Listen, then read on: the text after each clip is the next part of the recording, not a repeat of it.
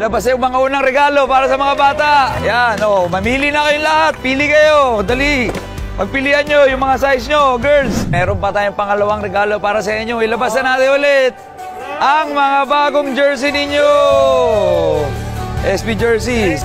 Siyempre, hindi kompleto ang basketball kung walang bagong basketball. Yeah, mga bagong basketball para sa inyo. May mga grocery packs pa para sa inyo lahat. At gusto ko rin makatulong sa development ng basketball ninyo. Bibigyan kayo ng mga PBA legends natin, MVP and mga champions sa PBA ng isang special drill lessons para mas gumaling pa kayo sa basketball ninyo. Ito yung newly painted basketball court ng Tenement na matagal ko nang pinangako sa kanila. Tapos maya-maya, may basketball game tayo versus the SB squad tsaka yung selection team ng Tenement. Tara, pasayin natin sila.